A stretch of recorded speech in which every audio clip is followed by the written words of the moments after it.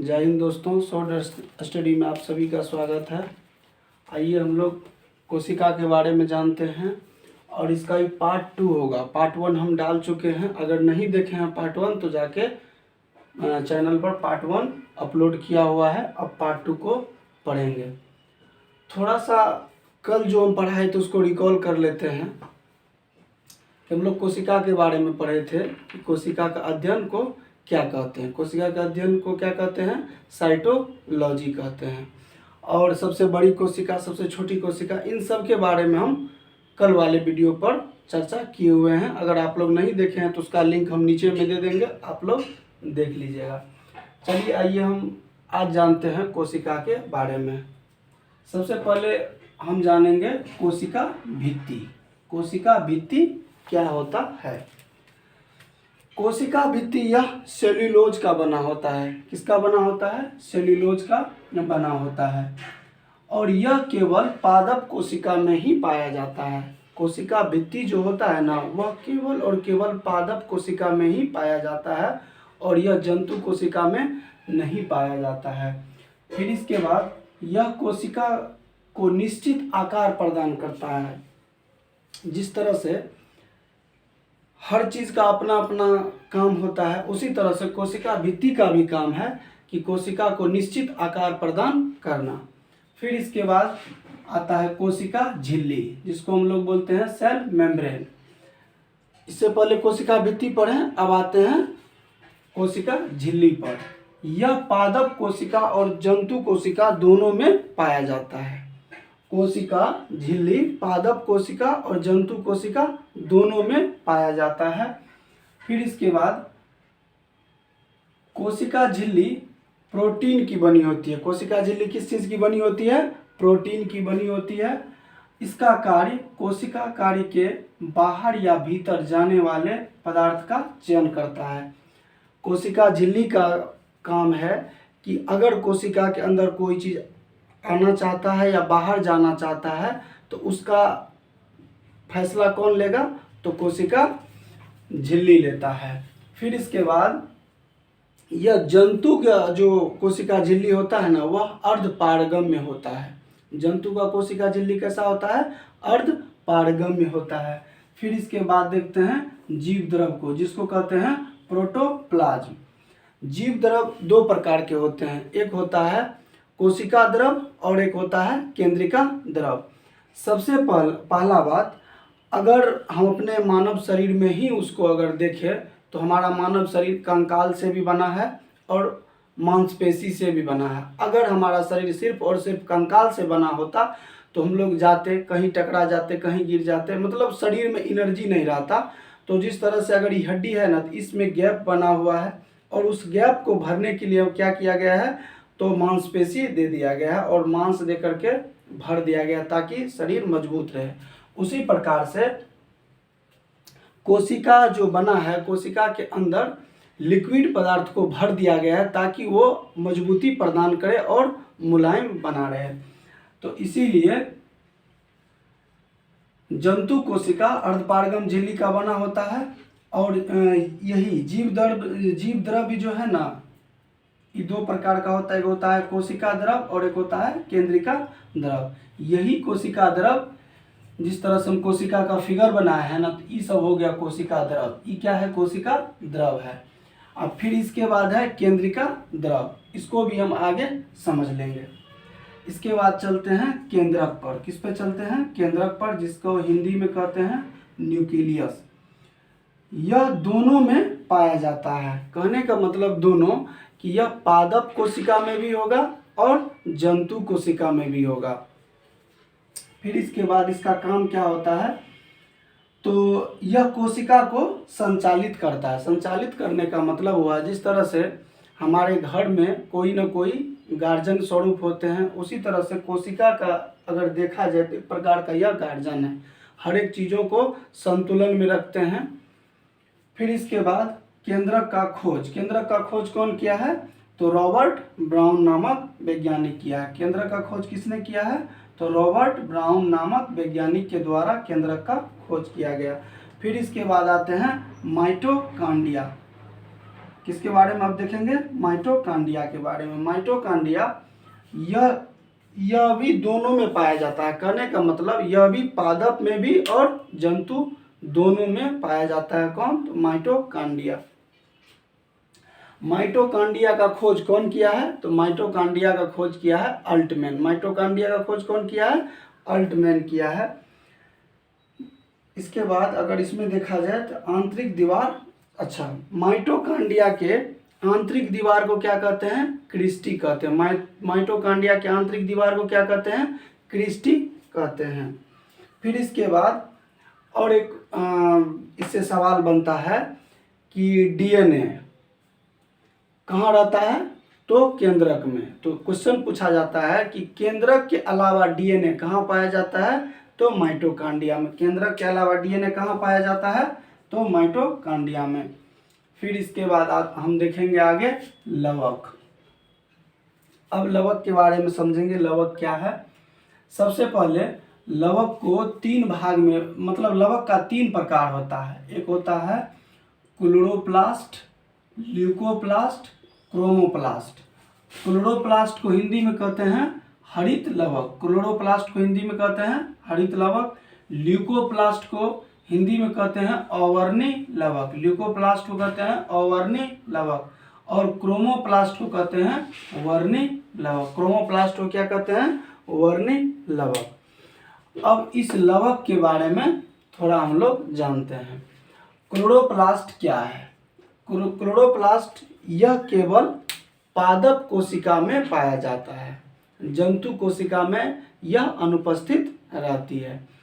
फिर इसके बाद क्लोरोप्लास्ट, जिसका हिंदी में अगर नाम देखा जाए तो हरित लवक होता है। हरित लवक कहने का मतलब यह पादप में पाया जाता है और इसका मुख्य काम है पौधा में भोजन तैयार करना और हरा भरा रखना। इस हरित लवक को पौधा का, मतलब इस हरित लवक को हम अगर बोलचाल के भाषा में देखें तो पौधा का किचन रूम भी कहते हैं। पौधा का किचन रूम, क्योंकि पौधा में भोजन बनाने का काम यही हरित लवक ही करता है। फिर इसके बाद आते हैं ल्यूकोप्लास्ट। ल्यूकोप्लास्ट को हिंदी में कहते हैं अवर्णी लवक। ल्यूकोप्लास्ट को क्या कहते हैं? अवर्णी लवक। अब इसका काम क्या है? तो इसका काम है कि जहाँ पौधे में सूर्य का प्रकाश नहीं पहुँच पाता है उस भाग में ही अवर्णी लवक देखा जाता है। जैसे पौधा का जड़ है या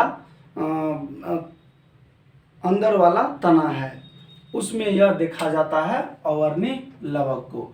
फिर इसके बाद आते हैं क्रोमोप्लास्ट। क्रोमोप्लास्ट का क्या होता है? वर्णी लवक होता है। अब इसको कहाँ देखते हैं हम पौधा में? तो यह फल और फूल में रंग प्रदान करता है। वर्णी लवक क्या करता है?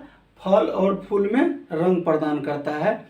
जिस तरह से अगर देखा जाए टमाटर का रंग किसके कारण लाल होता है? तो लाइकोपेन के कारण। लाइकोपेन के कारण टमाटर का रंग लाल होता है। फिर इसके बाद अगर देखा जाए तो गाजर का रंग किसके कारण लाल होता है? तो कैरोटीन के कारण। कैरोटीन के कारण गाजर का रंग क्या होता है? लाल होता है। फिर इसके बाद चुकंदर है। चुकंदर का रंग लाल होता है।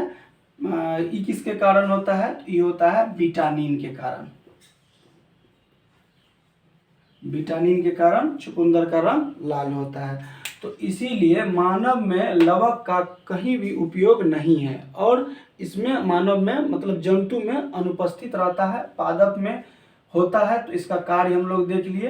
अब आगे देखते हैं लाइसोसोम। लाइसोसोम का क्या कार्य है? यह सिर्फ जंतु कोशिका में पाया जाता है। अब जंतु कोशिका, पादप कोशिका में तो डाउट नहीं रहा होगा। जैसे जंतु में हम लोग, मानव लोग आ गए, तो लाइसोसोम सिर्फ और सिर्फ जंतु कोशिका में पाया जाता है। और लाइसोसोम का खोज डी डुबे नामक वैज्ञानिक ने किया। लाइसोसोम का खोज किसने किया? तो डी डुबे नामक वैज्ञानिक किया। फिर इसके बाद लाइसोसोम को आत्महत्या का थैली बोला जाता है। आत्महत्या का थैली इसलिए इसको हम बोलते हैं कि जिस तरह से हमारा शरीर है, हमारा शरीर किसका बना हुआ है? कोशिका का बना हुआ है। तो अभी हम देख किसको रहे हैं? कोशिका। कोशिका में ही हर एक भागों को, हर एक अंगों को, कोशिका के सभी अंगों को देख रहे हैं। तो लाइसोसोम का यह काम है कि जिस तरह से हमारे कोशिका के अंदर अगर कोई पार्ट काम करना छोड़ देता है तो ये अपना, जैसे केंद्रक हुआ ना, तो केंद्रक क्या करता है? उस चीज़ पर निगाह बनाए रखता है कि कौन काम कर रहा है, कौन नहीं कर रहा है। अगर कोई अपना काम नहीं कर रहा है तब वह लाइसोसोम को भेजता है, जाओ देखो तो क्यों नहीं वहाँ काम हो रहा है। ई जाता है, उसको बोलता है करने। अगर वो नहीं करता है तो ये अपना एंजाइम छिड़क के उसको खत्म कर देता है। तो इसीलिए लाइसोसोम को आत्महत्या का थैली कहा गया है। इसके अंदर हानिकारक अपघट्य अम्ल एंजाइम पाए जाते हैं और यही एंजाइम जाकर के उस पर छिड़क देता है जो अंग काम करने के लायक नहीं रहता है और उस अंग की समाप्ति हो जाती है। फिर इसके बाद है राइबोसोम। ये दोनों नाम थोड़ा मिलता जुलता है, इसको ध्यान में रखेंगे कि लाइसोसोम और राइबोसोम। राइबोसोम, इसे प्रोटीन का फैक्ट्री कहा गया है। क्या कहा गया है राइबोसोम को? इसे प्रोटीन का फैक्ट्री कहा गया है। यह पादप और जंतु दोनों में पाया जाता है। राइबोसोम पादप और जंतु दोनों में पाया जाता है। इसका खोज पेलेड नामक वैज्ञानिक ने किया। इसका खोज कौन किया है? तो पेलेड नामक वैज्ञानिक ने किया। फिर इसके बाद यह सबसे छोटा कोशिकांग है। आपको पूछ सकता है कि सबसे छोटा कोशिकांग कौन है? तो राइबोसोम है। इसके बाद इसे प्रोटीन का फैक्ट्री हम लोग पढ़े हैं इसको। फिर इसके बाद कि इसका मुख्य कार्य क्या है? तो राइबोसोम का मुख्य कार्य है प्रोटीन का संश्लेषण करना। ऐसे नहीं किसी को प्रोटीन फैक्ट्री का दर्जा दिया गया है। यह सिर्फ और सिर्फ प्रोटीन से संबंधित कार्य करता है और प्रोटीन के संश्लेषण में इसका महत्वपूर्ण योगदान है। फिर इसके बाद आते हैं तारकाय।